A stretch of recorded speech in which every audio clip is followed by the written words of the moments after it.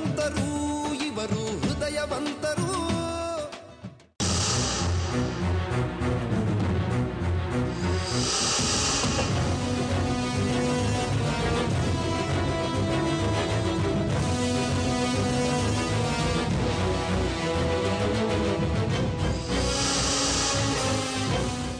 ಇಂಥ ಗಾನಂದಾರಿ ಕೆಲಸ ಮಾಡ್ರೆ ಯಾರು ತಾನು ಸುಮ್ಕಿರ್ತಾರೆ? ಯಾವನಿಗೆ ಸೆನ್ಸಕ್ಕಿಲ್ಲ. ಅಯ್ಯಮ್ಮ ಹೆಂಗ್ಸು ಸುಮ್ಕೊಳ್ಳೆ. ನಾನಿದ್ರೆ ನಿಮ್ಮನ್ನ ಅಲ್ಲೇ ಕತ್ತರಿಸಾಕ್ಬಿಟ್ಟಿರ್ತಿದ್ದೆ. ಮಣ್ಣು ತಿಂದಿದ್ದೀರಿ, ಹುಳ ಉಟ್ಕೊಂಬಿಟ್ಟವೆ, ಬೆಳೆಯಕ್ಕೆ ಬಿಡಬಾರ್ದು ಅಷ್ಟೇ.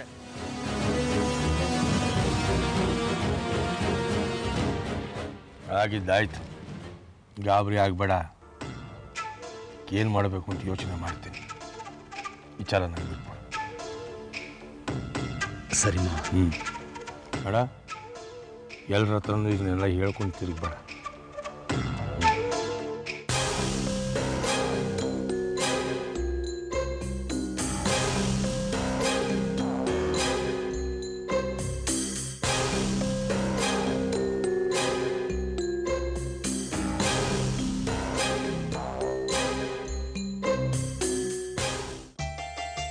ಅಲ್ಲ ಮಗಳೇ, ಆ ಮನೆಗೆ ಮೊದಲನೇ ಸಲ ಹೋದೆ, ನಿನಗೆ ಭಯ ಆಗಲಿಲ್ವಾ?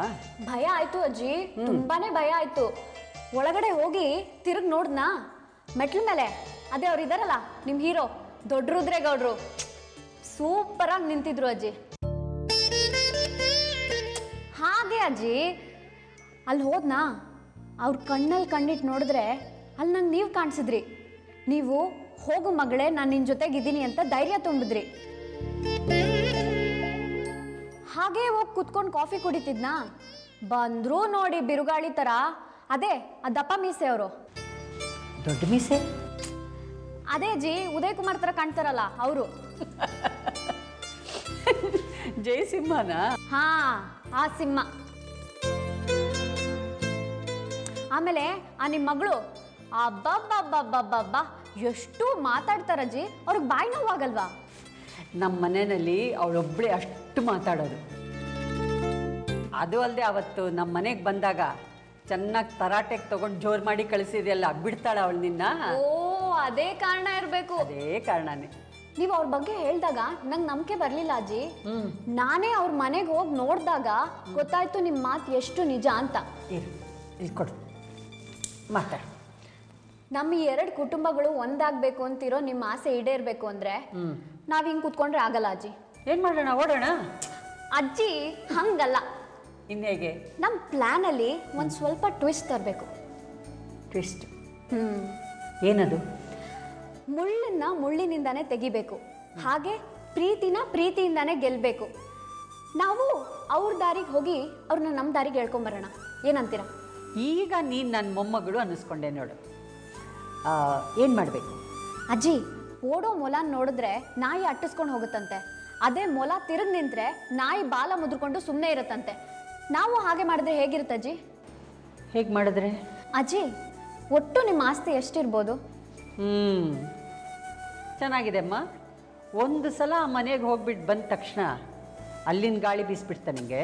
ಅಜ್ಜಿ ಸುಮ್ಮನಿರಿ ಅಜ್ಜಿ, ನಿಮ್ಮ ಆಸ್ತಿ ಇಟ್ಕೊಂಡು ನಾನೇನು ಮಾಡಲಿ ಹೇಳಿ? ನನ್ನ ಪ್ರಶ್ನೆಗೆ ಉತ್ತರ ಕೊಡಿ ಇವಾಗ. ನಿಮ್ಮ ಹತ್ರ ಆಸ್ತಿ ಎಷ್ಟಿರ್ಬೋದು? ಸುಮಾರು 2 ತಲೆಮಾರು ಕೂತ್ಕೊಂಡು ತಿನ್ನೋಷ್ಟಿದೆ. ಓ, ಇಲ್ಲೇ ಇರೋದು ವಿಷಯ. ಎಲ್ಲಿದೆ ನಿಮ್ಮ ಆಸ್ತಿಲಿ ಅಜ್ಜಿ? ಅದರಲ್ಲಿ ಆ ಮನೆಯವ್ರ ಹೆಸರಲ್ಲಿ ಎಷ್ಟು ಆಸ್ತಿ ಇರ್ಬೋದು? ಅವ್ರ ಹೆಸರಲ್ಲಿ ಅಂತ ಏನಿಲ್ಲಮ್ಮ, ಎಲ್ಲ ನನ್ನ ಹೆಸರಲ್ಲೇ ಇದೆ. ಅಷ್ಟು ಸಾಕು ಬಿಡಿ. ಏನು ಮಾಡಿಬಿಡ್ತೀಯೋ? ಎಲ್ರೂ ಒಬ್ರೊಬ್ರನ್ನು ದಾರಿಗೆ ಕರ್ಕೊಂಡು ಬರ್ತೀನಿ.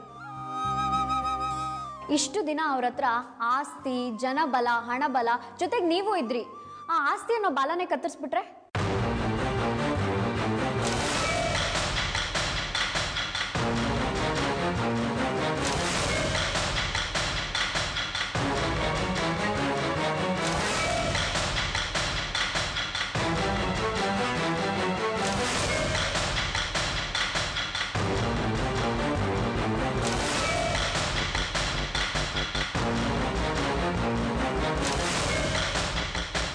ದುರ್ಗಾ, ಇದೆಲ್ಲ ಸರಿ ಬರುತ್ತೆ ಅನ್ಸುತ್ತಾ? ಸರಿ ಬರುತ್ತೋ ಇಲ್ವೋ ನನಗೆ ಗೊತ್ತಿಲ್ಲ ಅಜ್ಜಿ, ಆದರೆ ತಪ್ಪಾಗಲ್ಲ ಅಂತ ಗೊತ್ತು. ಇದಕ್ಕೆಲ್ಲ ನಿಮ್ಮ ಪರ್ಮಿಷನ್ ಬೇಕು. ನೀವು ಏನಾದರೂ ಯೋಚನೆ ಮಾಡಿ ಒಂದು ನಿರ್ಧಾರಕ್ಕೆ ಬನ್ನಿ. ನೀವು ಹ್ಞೂ ಅಂದರೆ ನಾವು ನೆಕ್ಸ್ಟ್ ಸ್ಟೆಪ್ ತೊಗೊಳ್ಳೋಣ. ಸರಿ, ನೀವು ಯೋಚನೆ ಮಾಡಿ, ನಾನು ಬರ್ತೀನಿ. ಎಲ್ಲಿ ಹೋಗ್ತೀಯಾ? ಯೋಚನೆ ಮಾಡಿ ಅಜ್ಜಿ, ನಿಮ್ಗೆ ಯೋಚನೆ ಮಾಡೋಕ್ಕೂ ನಾನು ಬೇಕಾ?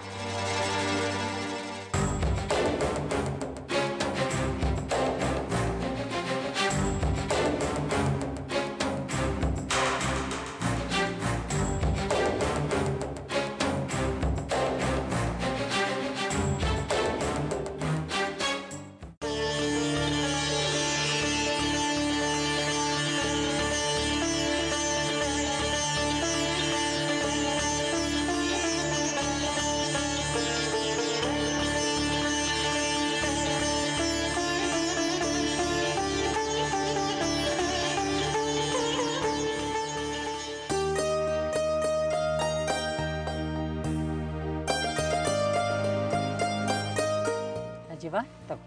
ಇಲ್ಲ ಅಜ್ಜಿ, ಕುಟುಂಬದ ಹಿರಿಯರು ನೀವು, ನಿಮ್ಮ ಕೈಯಿಂದ ಪ್ರಾರಂಭ ಆದರೆ ಎಲ್ರಿಗೂ ಒಳ್ಳೇದಾಗುತ್ತೆ.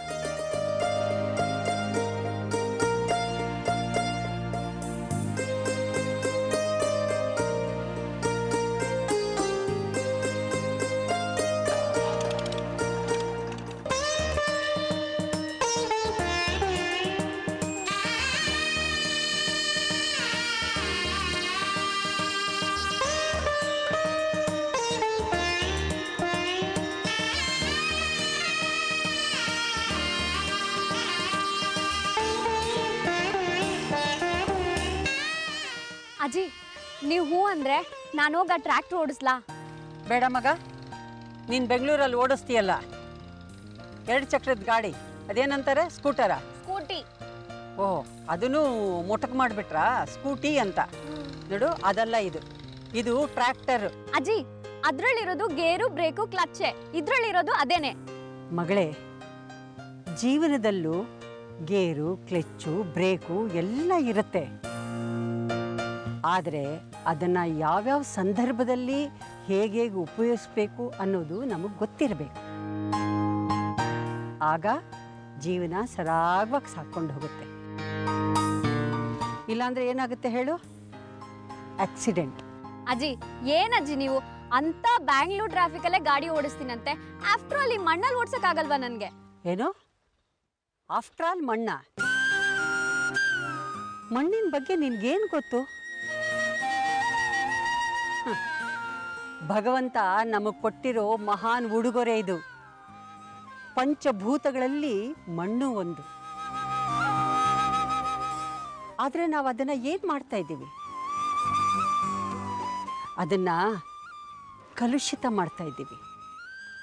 ಒಳ್ಳೆಯದಂತೂ ಮಾಡ್ತಾ ಇಲ್ಲ.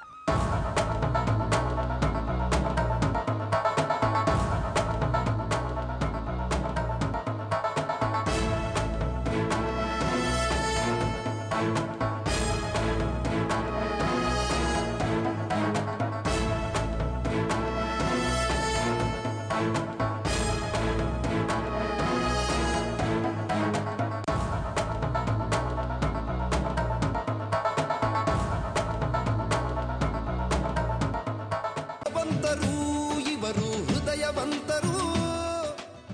ಎಷ್ಟೊಂದು ವಿಚಾರ ತಿಳ್ಕೊಂಡಿದ್ದೀರಾ ಅಜ್ಜಿ ನೀವು? ಎಷ್ಟೊಂದು ವಿಚಾರ ತಿಳ್ಕೊಳ್ಳಿಲ್ಲ, ಇರೋ ವಿಚಾರನೇ ತಿಳ್ಕೊಂಡಿರೋದು.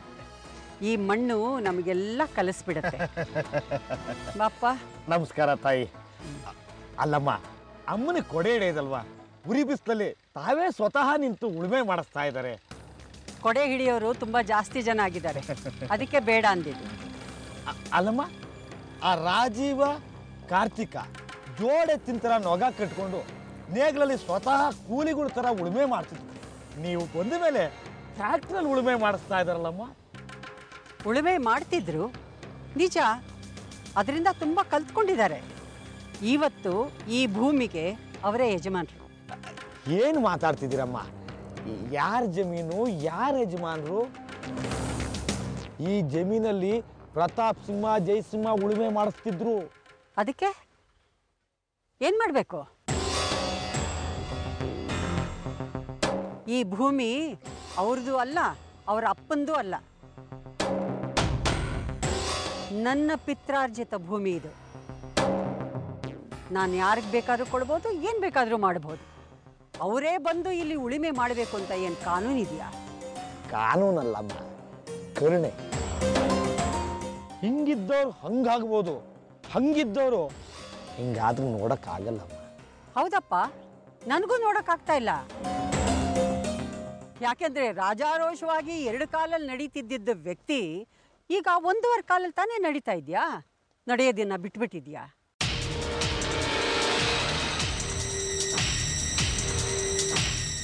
ಯಾವಾಗಲೂ ನೋಡೋಕ್ಕೆ ಚೆನ್ನಾಗಿ ಕಾಣಿಸೋದಲ್ಲ, ನೋಡೋ ದೃಷ್ಟಿ ಚೆನ್ನಾಗಿರಬೇಕು. ಏನೇ ಆಗಲಿ ಅಮ್ಮವ್ರೆ, ಇತ್ತಿತ್ತಲಾಗೆ ನೀವು ತಪ್ಪುಗಳ ಮೇಲೆ ತಪ್ಪು ತೀರ್ಮಾನಗಳನ್ನು ತಗೋತಾ ಇದ್ದೀರಿ. ನಂಜುಂಡ, ನನ್ನ ಮುಂದೆ ನಿನ್ನನ್ನು ನಿಲ್ಲಿಸಿ ಮಾತಾಡ್ತಿರೋದೇ ತಪ್ಪು. ಏನು ನನಗೆ ಬುದ್ಧಿ ಹೇಳಕ್ ಬರ್ತಿದ್ಯಾ? ಹೊರಡಿಲ್ಲಿಂದ. ಅಲ್ಲ ಅಮ್ಮ, ಅದು ಏನೂ ಇಲ್ಲ, ಹೊರಡು. ಆಯ್ತಮ್ಮ, ನಾನು ಹೋಗೋ ಜಾಗಕ್ಕೆ ಹೋಗ್ತೀನಿ. ಗೊತ್ತು ನನಗೆ, ನೀ ಎಲ್ಲಿ ಹೋಗ್ತೀಯಾ, ಏನು ಹೇಳ್ತೀಯಾ, ಎಲ್ಲಿ ಬತ್ತಿ ಇಡ್ತೀಯಾ ಎಲ್ಲ ನನಗೆ ಗೊತ್ತಿದೆ.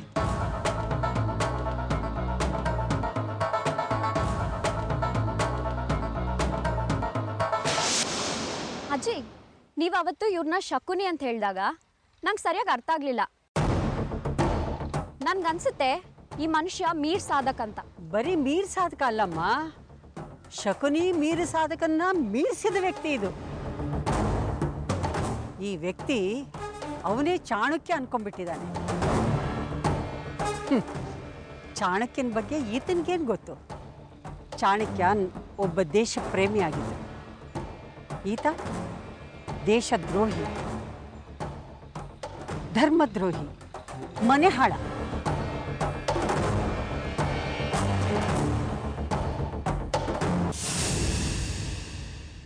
ದಣಿ ದಣಿ ದಣಿ ದಣಿ. ಓಹೋ ನಂಜುಂಡ, ಬಾ ಬಾ ಬಾ. ಏನು ಇಷ್ಟೊಂದು ಅವಸರದಲ್ಲಿ ಇದೆಯಲ್ಲ? ಏನು ವಿಷಯ? ಏನು ವಿಷಯ ಇಲ್ಲದೆ ನೀನು ನಮ್ಮನೆ ಕಡೆ ಬರಲ್ಲ ಬಿಡು. ಅದೇನು ಅಂತ ಹೇಳು. ಓಯ್, ಅದೆಲ್ಲ ಗಟ್ಟಿಯಾಗೇ ಇದೆ, ವಿಷಯ ಏನು ಹೇಳ? ಅಲ್ಲ ದಣಿ, ಇದು ಗಟ್ಟಿಯಾಗಿದೆ ನನಗೆ ಗೊತ್ತು. ಆದರೆ ನಾನು ಹೇಳೋ ವಿಷಯ ಕೇಳಿದ ಮೇಲೆ ಎದೆ ಗಟ್ಟಿ ಮಾಡ್ಕೋಬೇಕು. ಅಲ್ಲ ದಣಿ, ನಾನು ಒಂದು ದಿನ ಊರಲ್ಲಿಲ್ಲ ಅಂದರೆ ಏನೆಲ್ಲ ನಡೆದೋಗುತ್ತೆ. ಅಂಥದ್ದು ಏನಾಯ್ತು ನಂಜುಂಡ? ಏನೇನಾಗುತ್ತೋ ಅಂತ ಭಯ ಶುರುವಾಗಿದೆ ದಣಿ. ದಣಿ, ಇನ್ನು ಮುಂದೆ ಈ ಮನೆಯಲ್ಲಿ, ಈ ಊರಲ್ಲಿ ನೀವಿರಕ್ಕಾಗಲ್ಲ. ಎಲ್ಲಿ ಹೋಗ್ತೀರಿ, ಏನು ಮಾಡ್ತೀರಿ ಇದಕ್ಕೆ? ಏಯ್ ನಂಜುಂಡ, ಯಾಕೋ ತಲೆ ಕೆಟ್ಟಂತರ ಮಾತಾಡ್ತಿದ್ಯಾ? ದಣಿ, ನನ್ನ ಮಾತು ಮೇಲ್ನೋಟಕ್ಕೆ ನಿಮ್ಗೆ ಹಂಗೆ ಅನ್ಸುತ್ತೆ. ಅಲ್ಲ, ಬೆಂಗಳೂರಿಗೆ ಹೋಗ್ತಿರೋ ಇಲ್ಲ ಮೈಸೂರಿಗೆ ಹೋಗ್ತಿರೋ? ನಿನಗೇನು ತಲೆ ಕೆಟ್ಟಿದ್ಯೇನೋ? ನಾವು ಯಾಕೋ ಬೆಂಗಳೂರಿಗೋ ಮೈಸೂರಿಗೂ ಹೋಗೋಣ? ಹಂಗಲ್ಲ ದಣಿ, ಬೆಂಗಳೂರಲ್ಲಿ ಉಳುಮೆ ಮಾಡೋಕ್ಕೆ ಜಮೀನಿಲ್ಲ. ಅಲ್ಲೇನಿದ್ರು ಕಲ್ಲು ಹೊಡೆಯೋದು, ಕಂಬಿ ಕಟ್ಟೋದು, ಮೂಟೆ ಹೊರೋದು, ಮನೆ ಹಾಳು ಕೆಲಸ ಮಾಡೋದು, ಅದೆಲ್ಲ ನಿಮಗೆ ಲಾಯಕ್ಕಲ್ಲ ಬಿಡಿ. ಯಾಕೆಂದರೆ ನೀವು ಹುಟ್ಟಾಗಿಂದ ಸುಖದ ಸುಪ್ಪತ್ತಿಗೆಲ್ಲಿ ಬೆಳೆದವರು, ಶ್ರೀಮಂತರು. ನನಗೆ ಅದೇ ಚಿಂತೆ. ಅಲ್ಲ, ನೀವು ಏನು ಮಾಡಿ ಬದುಕ್ತೀರಾ? ದಣಿ ದಣಿ ದಣಿ ದಣಿ, ನೀವು ಕೈ ಎತ್ತಬೇಡಿ. ಕೈಯೇ ಒಳ್ಳೆ ಆನೆ ಸೊಂಡಿದ್ದಂಗಿದೆ. ನೀವು ಹೊಡೆದ್ರೆ ನಾನು ತಡ್ಕೊಳಕ್ಕಾಗಲ್ಲ ದಣಿ.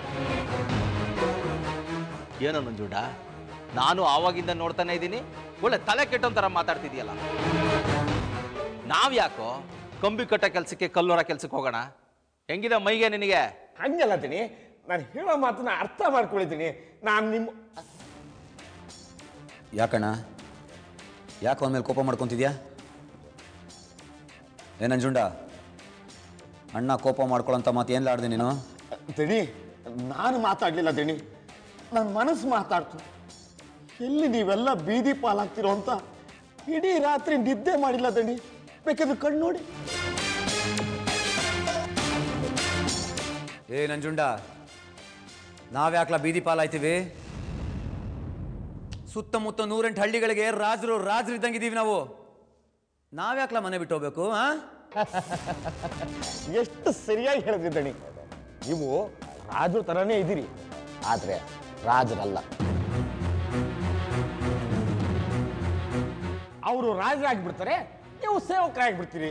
ಏ ನಂಜುಂಡ, ಏನದು ಯಾರು ರಾಜರು ಯಾರು ಸೇವಕರು? ಬನ್ನಿ ಪಾರ್ವತಮ್ಮನವರೇ, ಈಗ ಸಭೆಗೆ ಒಂದು ಕಳೆ ಬಂತು ನೋಡಿ. ಆಹಾ, ಏನು ಲಕ್ಷಣವಾಗಿ ಕಾಣ್ತಿದ್ರಿ.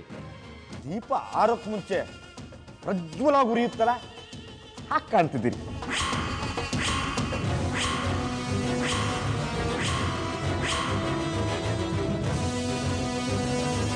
ಭಾಗ್ಯವಂತರು ಇವರು, ಹೃದಯವಂತರು.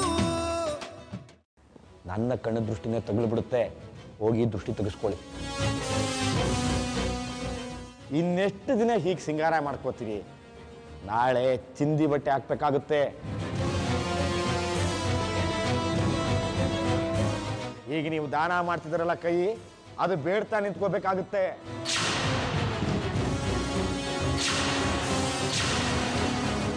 ಯಾಕೆಂದ್ರೆ ನಿಮ್ಮ ಸ್ವಂತ ಜಮೀನಲ್ಲಿ ಸ್ವತಃ ಅನ್ನಪೂರ್ಣೇಶ್ವರಿ ದೇವಿಯವರೇ ನಿಂತು ಆ ರಾಜೀವ, ಅವನ ತಮ್ಮ ಕಾರ್ತಿಕ, ಅದಾದ ಹುಡುಗಿ ಬಂದಿದ್ದಾಳಲ್ಲ, ಅವ್ರ ಉಸ್ತುವಾರಿಲಿ ಉಳುಮೆ ನಡೀತಾ ಇದೆ.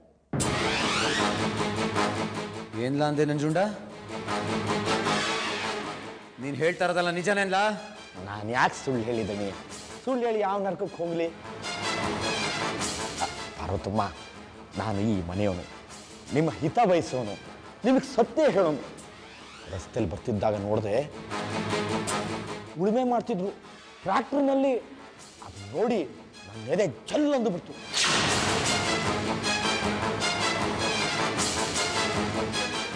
ಅಮ್ಮ ಮನಸ್ಸು ತಡಿಲಿಲ್ಲ. ಹೋಗಿ ಅಮ್ಮವ್ರ ಹತ್ರ, ಅಮ್ಮ ಏನಮ್ಮ ಇದು ಅನ್ಯಾಯ ಅಂತ ಕೇಳಿದೆ. ಬೈದ್ರು ಬೈದ್ರು ಬೈದ್ರು, ಹಾಯ್ ಬಂದಂಗೆ ಬೈದ್ರು. ಏಯ್, ಸ್ವಲ್ಪ ಹೊತ್ತು ಇಲ್ಲೇ ನಿಂತ್ರೆ ಇನ್ನೊಂದು ಕಾಲು ಮುರಿದು ಬಿಡ್ತೀನಿ ಅಂದ್ರಮ್ಮ. ಒಂದು ಕಾಲು ಇಟ್ಕೊಂಡೇ ಜೀವನ ಮಾಡೋದು ಕಷ್ಟ ಆಗಿದೆ, ಇನ್ನು 2 ಕಾಲು ಹೋದ್ರೆ ಏನಮ್ಮ ಗತಿ? ಅದಕ್ಕೆ ಓಡು ಬಂದು ವಿಷಯ ಮುಟ್ಟಿಸ್ತೆ ಅಷ್ಟೇ. ಯಾರ ಜಮೀನಲ್ಲಿ ಯಾರಲ್ಲ ಉಳುಮೆ ಮಾಡೋದು? ಇವತ್ತು ಆ ಅಜ್ಜಿ ಮುಂದೆನೆ ಆ ರಾಜೀವನ್ ಕುತ್ತಿಗೆ ಕತ್ತರಿಸ್ಲಿಲ್ಲ. ಅಣ್ಣ ಬಾಣ ಹೋಗೋಣ. ಪ್ರತಾಪ, ಎಲ್ಲಿಗೆ ಹೋಗ್ತಾ ಇದ್ಯಾ? ಇದೇನತ್ತೆ ಹೀಗೆ ಕೇಳ್ತಿದ್ದೀರಿ? ನಂಜುಂಡ ಹೇಳಿದ್ ಕೇಳಿಸ್ಕೊಳ್ಳಿಲ್ವಾ? ಅವ್ರು ನಮ್ಗೆ ಇಷ್ಟೆಲ್ಲ ಅನ್ಯಾಯ ಮಾಡ್ತಾ ಇದ್ರು, ಕೈ ಕೊಟ್ಕೊಂಡು ಸುಮ್ಮನೆ ಕೂರಕ್ಕಾಗತ್ತಾ ನಾವು? ನಮ್ಮನ್ನ ಕಂಡ್ರೆ ಗಡಗಡ ಅಂತ ನಡಿಗೆ ಭಯ ಪಡ್ತಿದ್ದವ್ರು ಅವರು. ಅಜ್ಜಿ ಅವ್ರ ಜೊತೆ ಅವ್ರೆ ಅಂತ ಧೈರ್ಯದಲ್ಲಿ ನಮ್ಮ ಜಮೀನಿಗೆ ಬಂದು ಉಳುಮೆ ಮಾಡ್ತಾವ್ರ. ಬಿಡಲ್ಲ, ನಾನು ಯಾರನ್ನು ಸುಮ್ಮನೆ ಬಿಡೋದಿಲ್ಲ. ಓಹೋ, ಕೊಚ್ಚಾಕ್ಬಿಟ್ಟು ನೀವಿಬ್ರು ಜೈಲ್ ಸೇರ್ಕೊಂಬಿಡಿ. ಆಮೇಲೆ ನನ್ನ ಮಗಳು ನನ್ನ ತಂಗಿ ಮಗಳು ಭಿಕ್ಷೆ ಎತ್ತಕ್ಕೆ ಹೋಗ್ತಾರೆ. ನೀವು ಜೈಲ್ಗೆ ಹೋದ್ರಿ ಅಂತ ತಿಳ್ಕೊಳ್ಳಿ, ಆಮೇಲೆ ಅವ್ರಿಗೆ ಹೇಳೋರು ಕೇಳೋರು ಯಾರು ಇರೋದಿಲ್ಲ, ಅವರೇ ರಾಜರಾಗ್ಬಿಡ್ತಾರೆ. ಹಾಗಂತ ಸುಮ್ಮನೆ ಬಿಟ್ಬಿಡೋದಕ್ಕಾಗತ್ತಾತೆ? ಅಜ್ಜಿಗೆ ವಯಸ್ಸಾಗೈತೆ, 1000 ಹೇಳ್ತಾರೆ. ಅದನ್ನೇ ನಿಜ ಅನ್ಕೊಂಡು ನಮ್ಮ ಜಮೀನಲ್ಲಿ ಉಳುಮೆ ಮಾಡೋದು ಅಂದ್ರೆ ಏನರ್ಥ? ಅದನ್ನು ನೋಡ್ಕೊಂಡು ನಾವು ಸುಮ್ಮನೆ ಇರಬೇಕಾ? ಇವತ್ತ ನನ್ನ ಮಕ್ಕಳನ್ನ ಇಬ್ಬರನ್ನು ಕೊಚ್ಚಾಕ್ಲಿಲ್ಲ, ನನ್ನ ಹೆಸರು ಪ್ರತಾಪನೇ ಅಲ್ಲ. ಪ್ರತಾಪ, ಅವಸರ ಪಡಬೇಡ, ಯೋಚನೆ ಮಾಡು, ಬುದ್ಧಿ ಉಪಯೋಗಿಸು. ಏನು ಅಂತ ಮಾತಾಡ್ತಿದ್ದೀರತ್ತೆ ನೀವು? ಇಂಥ ಟೈಮಲ್ಲಿ ಬುದ್ಧಿ ಉಪಯೋಗಿಸ್ತಾ ಕೂತ್ಕೊಂಡ್ರೆ ಜಮೀನು ಕಂಡವ್ರ ಪಾಲಾಗುತ್ತಷ್ಟೇ. ಹೋಗಲ್ಲ ಜಯಸಿಂಹ, ಹೋಗೋದಕ್ಕೆ ನಾನು ಬಿಡೋದು ಇಲ್ಲ. ನಾನು ಯಾರು? ನಮ್ಮ ಅಮ್ಮನ ಹಿರಿ ಮಗಳು.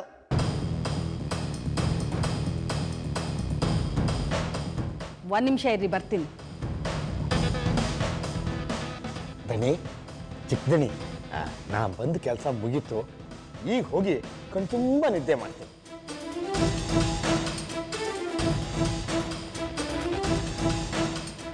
ತಗೋ ಜಯಸಿಂಹ, ಬಾ ನನ್ನಿಂದೆ.